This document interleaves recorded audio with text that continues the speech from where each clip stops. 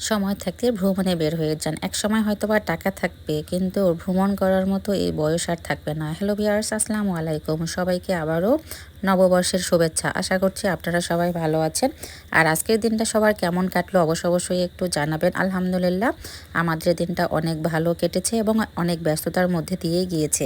এই যে সকাল থেকে ভিডিওটা শুরু করে দিয়েছি, সকাল থেকেই হচ্ছে রান্নাবান্না, চা খাওয়ার পর থেকেই হচ্ছে ভর্তা আইটেম শুরু করে দিয়েছি। আর রাত্রেই কিন্তু আমি ভাত রান্না করে হচ্ছে পান্তা ভাত করে রেখেছি, মানে ভাতের মধ্যে হচ্ছে পানি দিয়ে রেখেছি। আর এদিক দিয়ে আজকে হচ্ছে সকাল সকাল গরম গরম ভর্তাগুলো করে ফেলতেছি উঠোনের চুলোতে। তো প্রথমে হচ্ছে আগে আমি বেশি করে কাঁচা মরিচটা ভেজে নিয়েছি, এরপর শুকনো মরিচ ভেজে নিয়েছি এবং হচ্ছে রসুন, কারণ সব ভর্তাতে কিন্তু এই তিনটা আইটেমেই লাগবে, তাই একবারই হচ্ছে ভেজে নিলাম, তাহলে আমার কাজটাও হচ্ছে একটু কম হবে।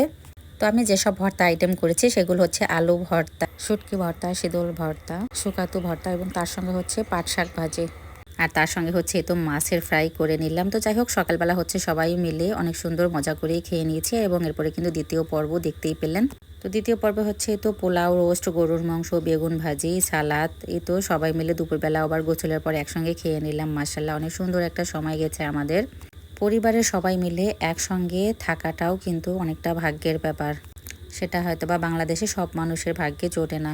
তো বিশেষ এই দিনগুলোতে কিন্তু প্রিয় মানুষ কাছে থাকলে অনেক ভালো লাগে এবং মজার রান্না করতে ইচ্ছে করে। তো দুপুরবেলা খাওয়ার পরে হচ্ছে রেস্ট নেওয়ার কোনো অবকাশ নেই। বাচ্চারা বায়না ধরেছে, তারা হচ্ছে বেড়াতে যাবে, তার সঙ্গে বাচ্চার মায়েরাও তো হচ্ছে আমরা রেডি বাইরে বের হওয়ার জন্য। তো প্রথমত কিন্তু আমরা সবাই মিলে চিড়িয়াখানায় যেতে চেয়েছিলাম, কিন্তু হচ্ছে অর্ধেক রাস্তায় গিয়ে দেখি এত পরিমাণে জ্যাম, আর অনেকেই বলতেছে ওখানে অনেক ভিড় হচ্ছে আজকে, আর যেতে যেতে আমাদের সন্ধ্যা হয়ে যাবে, তাই আবার হচ্ছে আমরা রাস্তা চেঞ্জ করে এই তো কাছাকাছি যেটা আমাদের তাজহাট জমিদার বাড়ি ওখানেই চলে গেলাম। তাজহাট জমিদার বাড়ি কিন্তু একটা ঐতিহাসিক স্থান। আগে যারা এখানে ছিল তাদের কোনো অস্তিত্বই নেই, কিন্তু তাদের বানানোই বাড়িটা এবং তাদের হচ্ছে ব্যবহৃত সব জিনিসপত্রই এখানে হচ্ছে জাদুঘরে রাখা আছে।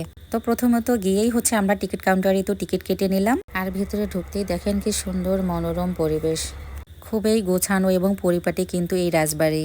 অনেক জমিদার বাড়ি কিন্তু অযত্নে পড়ে থাকে, কিন্তু আমাদের এই তাজহাট জমিদার বাড়ি পুরোই উল্টো, কারণ এটা এখন দর্শনীয় স্থান হয়েছে। যে দেখেন কত মানুষ আসছে এখানে। তো আগে কিন্তু জাদুঘরে হচ্ছে ছবি তোলা, ভিডিও করা সবকিছু নিষেধ ছিল, বাট এখন কিন্তু সেটা হচ্ছে না। দেখেন সবাই কিন্তু অনেক ভিডিও করতেছে, ছবি উঠাচ্ছে। তো এই সুযোগে আমরা হচ্ছে ভিডিও করে নিলাম। তো আমি আজকে শাড়ি পরেছি, শাড়িটা কেমন লাগছে দেখতে এবং আমাকে কেমন মানিয়েছে অবশ্যই কমেন্টসে জানাবেন। তো আমরা বাচ্চারা সবাই মিলে কিন্তু অনেক মজাই করলাম। আর ওখানে থাকার কিন্তু নিয়ম আছে, মাগরিবের আজানের সঙ্গে সঙ্গে গেট বন্ধ করে দেয়। এখন দেখ, তো বাচ্চারা সহ সবাই মিলে আমরা কিন্তু অনেক মজা করলাম। আর আমরা শুধু ভালো ছবি তোলার জায়গা খুঁজতেছিলাম, আর বাচ্চারা কিন্তু তাদের খেলার জায়গায় খুঁজে নিচ্ছিল। তো শেষে খুঁজে পেয়েছে, তবে শেষটাও ওদের ভালোই হইলো। সবাই মিলে কোথাও বেড়াতে গেলে খুশি মনে বাড়িতে আসলেই কিন্তু ভালো লাগে। এরপরে হচ্ছে হোটেলে গিয়ে আমাদের বুবি আবার সবাইকে আবার নাস্তা খাওয়াইলো। আলহামদুলিল্লাহ, সবাই একটু আমার এই আপামনের জন্য দোয়া করবেন, তাড়াতাড়ি যেন এবার বিয়েটা খেতে পারি। ভিডিওটা এখানে শেষ করলাম, কেমন লাগলো জানাবেন।